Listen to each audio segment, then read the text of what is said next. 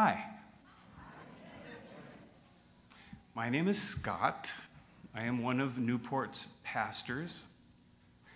Newport is a Christian faith community that belongs to a family of churches and ministries called the Covenant. Centrally important to us is a collection of ancient writings commonly known as the Bible. Even more crucial to us is Jesus Christ of Nazareth, a person we believe to be fully human and fully God, and with whom we believe a living relationship can be enjoyed in this world and the next. Since the start of summer, we have been exploring an especially ancient text called Exodus, which is part of the Bible. It's an account of the deliverance of the Hebrew people from their enslavement in Egypt. Is it odd that a Christian group would spend an entire summer studying a Jewish story? Jesus is the reason for that. He was a Jewish rabbi who treasured the Hebrew scriptures. So we seek to understand them through him. Take a breath. Feel your feet on the floor. Whether it's the floor of the sanctuary, or maybe it's the floor of your kitchen, if you are on the other side of a screen. Maybe it's the floor of a vacation cabin, or the ground of a campsite. Feel your feet there. And allow yourself a moment of gratitude for the air conditioning, or a gentle breeze, and for the chair that holds you, or the cup of coffee you're holding. Maybe you have a lake view from where you are listening today, or maybe a view of Puget Sound or Cannon Beach.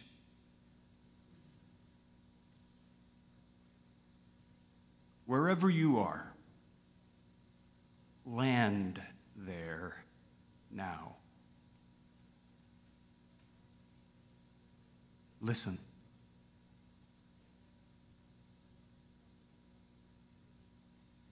In her June 20th sermon, Pastor Britta contrasted the unknowing Pharaoh with the knowing God. Without regard for history and lacking any inclination toward relationship with the Hebrew people, Pharaoh's fear-fueled assumptions about them spun into false narratives and conspiracy theories, which led to dehumanizing and deliberately unknowing this population of non-Egyptians. Perhaps predictably, that set the stage for brutality. The Hebrews were a resilient people, creatively resisting their oppressors. A child named Moses was born within that resistance and reared in the tension between two nations that existed in the same geography. On the following Sunday, Pastor Britta introduced us to grown-up Moses. Caught between two worlds and belonging nowhere, he must have held searing trauma in his body. Rage smoldered beneath the surface until it exploded in violence, leaving an Egyptian person dead. Suddenly, Moses was persona non grata among both the privileged and the oppressed. He fled to the borderlands, where he drew clear water from a deep well. He defied injustice with a neighborly act of kindness rather than rage, and began a long, slow journey of healing and rehabilitation. On the 4th of July, Pastor Paul taught us about the encounter Moses experienced with God at the burning bush. The fire was strange, illuminating without incinerating. The ground was holy under his bare feet. What would holy ground feel like under your feet, under your bare feet? And Moses heard God calling him to do something impossible. He asked, "Who am I to even attempt such a thing?" God answered, "I will be with you." Then Moses asked, "Who are you?" God essentially answered, "Yes." "Who are you?" "Yes. I am who I am." As Pastor Paul underscored for us, God assured Moses that God is being itself. God is presence itself. Who am I and who are you? Both were answered with God's abiding, personal presence. Pastor Britta exhorted us on July 11th to reinterpret disruptive, uncomfortable pressure as a life-revealing force. The Creator knows that for humans, knowing and being known by God is the core of our formation into wholeness. She clarified that this form of knowing is far more profound than assimilating information. She called it beholding and said, beholding God leads to a tenderness of heart. Over-reliance on dogma and certitudes tends to harden our hearts. The following week was about getting ready to go. God releases captives. That is the God we worship here this morning and every week. Escape from oppression is thinkable. Liberation from captivity can happen. Part of our worship is remembering with gratefulness God's works of deliverance. The simple way of Jesus leads out of enslavement. Thanks be to God. On the last Sunday of July, Pastor Paul presented two contrasting modes of fear: terror and reverence. Of course, in everyday life, the contrast can be blurry. The trauma of the people leaked into their faith. Their reverence for God was tinged with terror. And on the other hand, they were tempted by a rose-colored nostalgia for Egypt, even though it had been the site of their abuse.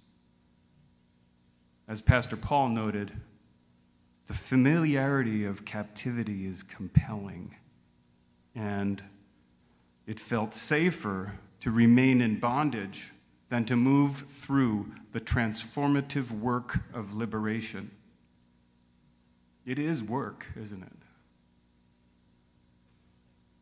internal and external. Works of justice and kindness and soul work. Rehab from our personal enslavements. Rebirth and baptism into new life. Pastor Britta preached about manna and quail on August 1st. God's bountiful provision through nature's miracles interrupted Israel's ingrained habits of desperate exertion. The people needed new rhythms. God provided daily bread and weekly rest as a practical template for livable wholeness. Last Sunday, Pastor Britta described the impossible burden Moses shouldered by personally adjudicating all of Israel's civil disputes. She said Moses was blind to his limitation. He was immersed in his own circumstances. As the saying goes, we don't know who discovered water, but we're pretty sure it wasn't a fish. So it took someone with an outside perspective, in this case it was Moses' father-in-law Jethro, to clarify the problem and its solution. Breaking free from the culture of exertion and exhaustion took time, patience, wisdom, humility, courage. It turns out there is much more to freedom than escape. Jethro admonished Moses to convey God's instructions to the people, explaining how they were to live, and delegating the arbitration of cases to appointed judges throughout the neighborhoods and communities of the nation. The 10 Commandments would provide these freshly minted judges with a clear, concise, and consistent map for community-honoring justice. So that's where we are today, the 10 Commandments.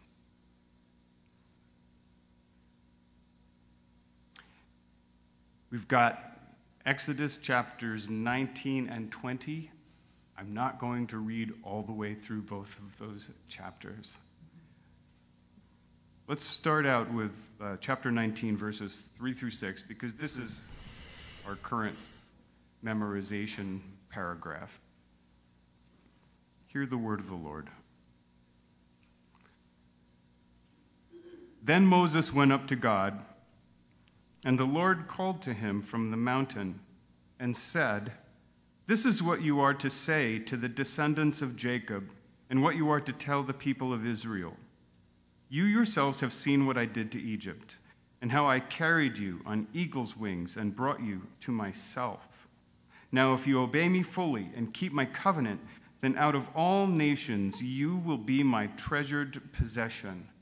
Although the whole earth is mine, you will be for me a kingdom of priests and a holy nation. These are the words you are to speak to the Israelites." So the rest of Exodus chapter 19 describes Moses carrying messages back and forth between God and the people. 3 times he travels up and down the mountain. Okay, maybe it wasn't Mount Rainier, but it was a mountain.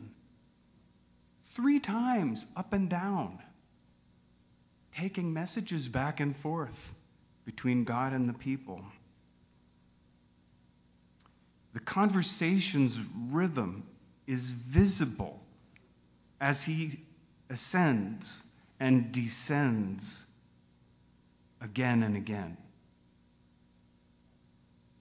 The 10 Commandments will not be a mechanism for lessened dependence upon God's personal presence. The commandments are essential, and they are inadequate. Hear me. The 10 Commandments are essential, and they are inadequate. They were never intended to be a proxy for relationship between humans and their Maker. All right, let's get to the main event here. Exodus 20, verses 1 through 19. Here are the 10 Commandments. And God spoke all these words. I am the Lord your God who brought you out of Egypt, out of the land of slavery. You shall have no other gods before me. You shall not make for yourself an image in the form of anything in heaven above, or on the earth beneath, or in the waters below.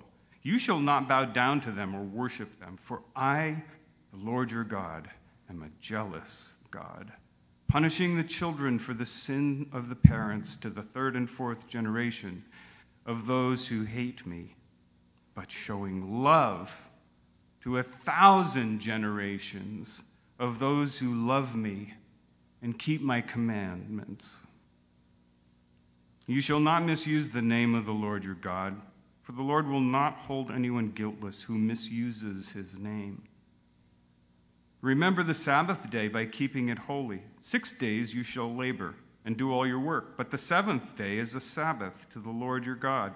On it you shall not do any work, neither you, nor your son or daughter, nor your male or female servant, nor your animals, nor any foreigner residing in your towns. For in 6 days the Lord made the heavens and the earth, the sea, and all that is in them. But he rested on the seventh day. Therefore the Lord blessed the Sabbath day and made it holy.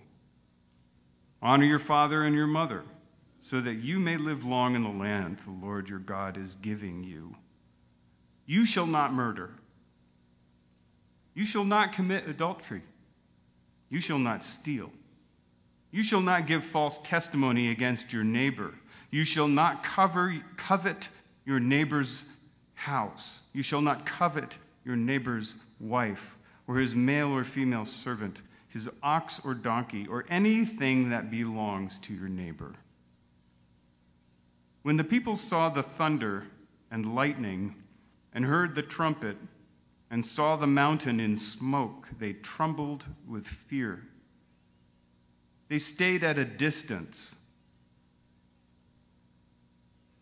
and said to Moses, "Speak to us yourself and we will listen, but do not have God speak to us or we will die."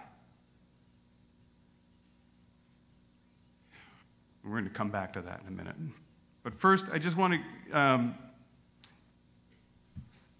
to give you my impressions of what these 10 Commandments are shaping. God's passion is for exclusive relationship. God connects directly with humans and does not favor indirect responses. God won't abide being co-opted or triangulated. Rest is holy and meant to be experienced personally. It's right for humans to honor the humans that made them.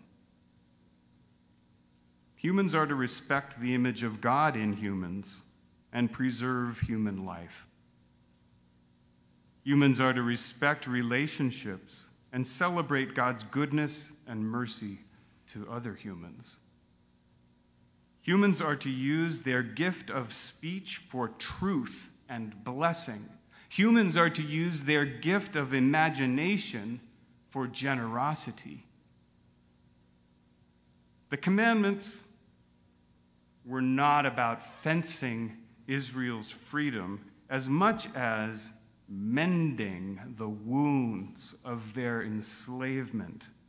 The commandments are not about fencing our freedom as much as mending the wounds of our enslavements.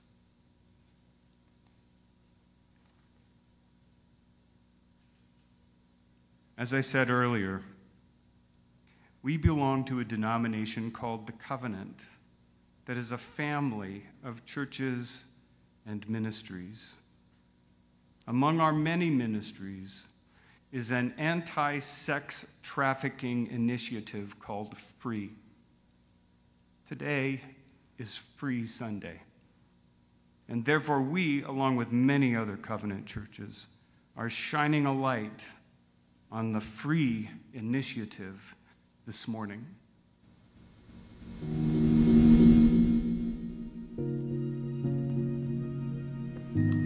God who sees, God who hears, God who transforms. We pray for the transformation of our unjust and violent world. Around 4.7 million people are caught in sex trafficking globally every year, and the average age of a sex trafficked victim is only 13 years old.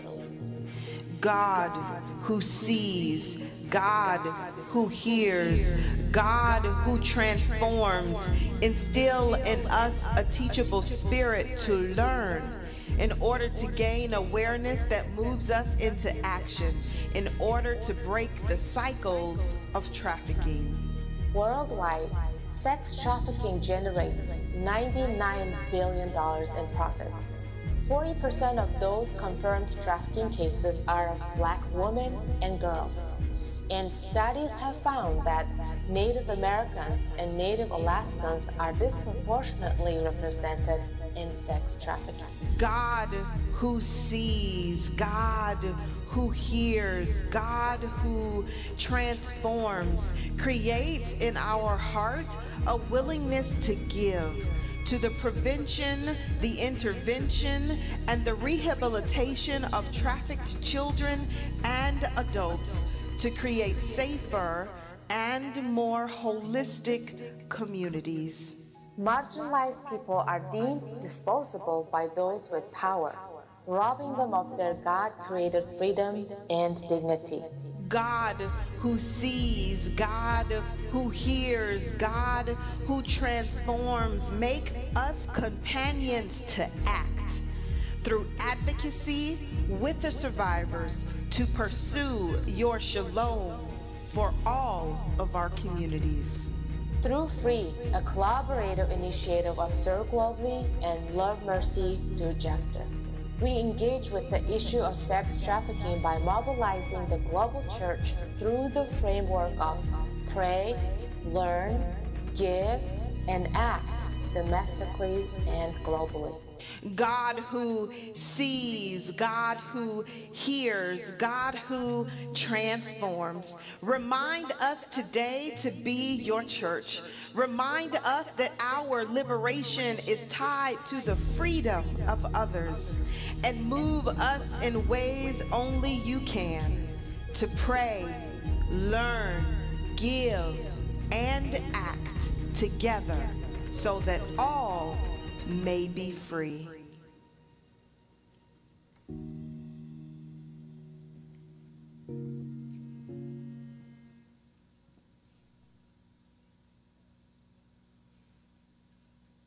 God in heaven, have mercy. Set these captives free. Break the power of greed. Break the power of lust. Interrupt the cycles of brutality. Bring wholeness and healing. Bring fullness of life. Mend the wounds of enslavement. Establish freedom so people may worship you throughout the earth. Amen. We must do the work of kindness and justice. We must not lose heart in the face of daunting injustice and brutality. We must not postpone our hopes for shalom until heaven. Now is the right time. We must be about God's work of setting captives free and mending the wounds of enslavement. And the work will not be finished in this version of the world. We will continue to carry inside us the gnawing sense that something's off, something's wrong. The world isn't right. We're not right. I'm not right. Individually and collectively, we continue to thirst for more. The Ten Commandments were never meant to quench that thirst entirely. In fact, the commandments intensify our thirst. Remember, God sought and ever seeks a kingdom of priests and a holy nation. In other words, God desires ongoing personal interaction with each of us. But the Hebrew people, the ones who were uniquely chosen by God, preferred distance. They wanted Moses to mediate the relationship because they imagined God would kill them if they got too close. Their terror of Pharaoh had contaminated their reverence for God. Their habits of captivity had distorted their picture of themselves as a holy nation. Fear sowed seeds of a future oppression that took the form of a self-inflicted religious captivity. They opted for a centralized priestly class that would ultimately imprison them inside prohibitions, protocols, and ordinances that barred the way to their direct enjoyment of God. Jesus said no thank you to that. He was less polite about it, to be honest. He went up on a mountain and preached a great sermon. You may have heard of it, the Sermon on the Mount.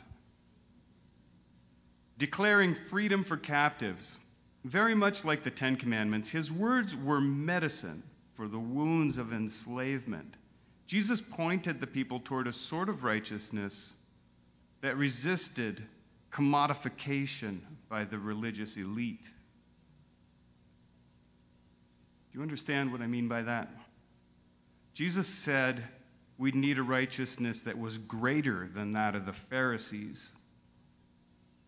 And the Pharisees were experts at legalism, rules,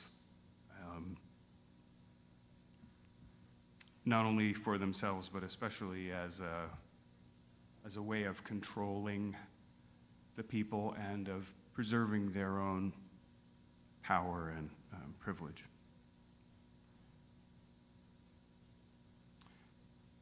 So when Jesus said that we would need a righteousness greater than theirs, he did not mean we should beat them at their own game.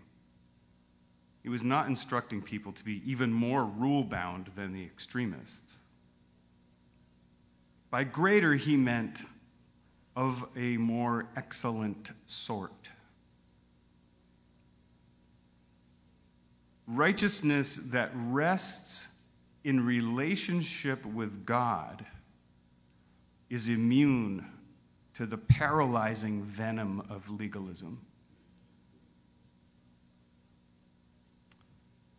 As soon as he came down from the mountain, after delivering this epic sermon, Jesus met a person suffering from a repulsive and devastating skin disease. Jesus touched and healed that person. Jesus touched.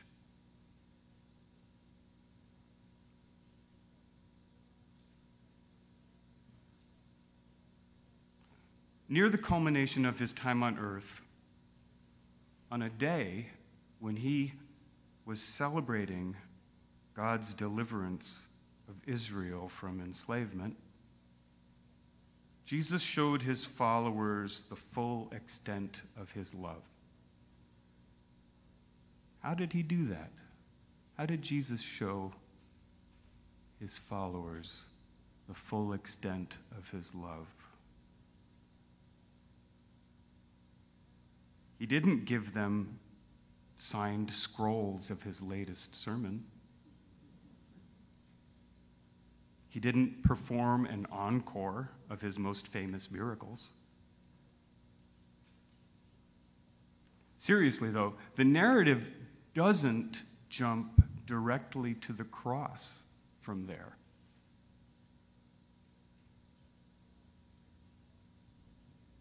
Jesus showed them the full extent of his love by washing their feet.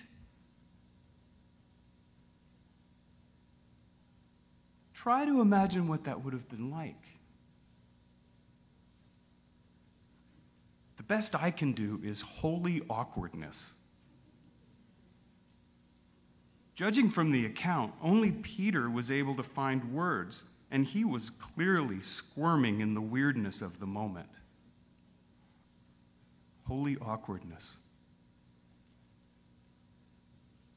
I give the disciples credit for not fleeing the premises. And I'm not just referring to the inherent awkwardness of foot washing, but to the jolt of seeing this person they were coming to understand as God moving toward them as a servant.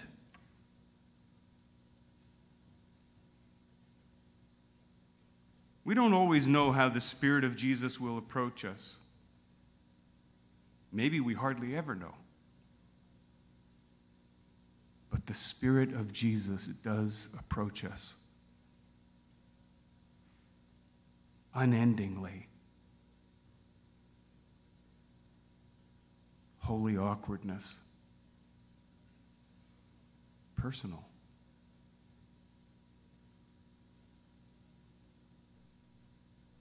The Spirit of Jesus resists forms of comprehension that require any diminishing of personhood.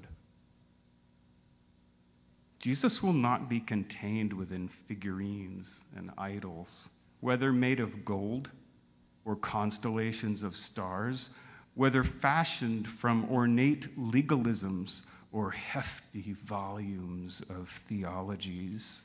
Jesus is free. I am who I am.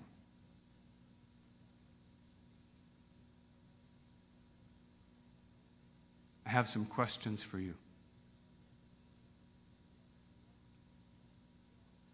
How are the ingrained impulses of your past captivities impacting your well-being right now? How are the ingrained impulses of your past captivities impacting your well-being right now?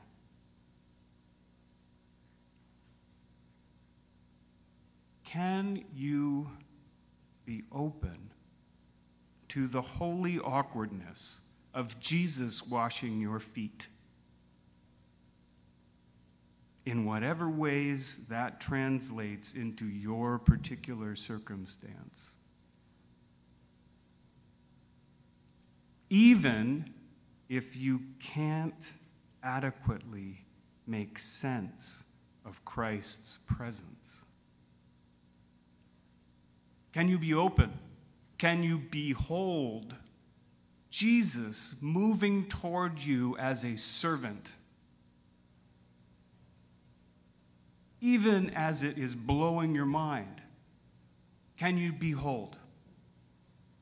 Can you let go of needing to make some kind of scientific sense of it?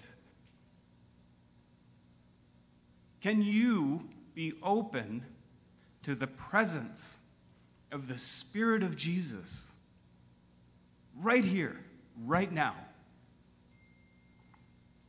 Because now is the time.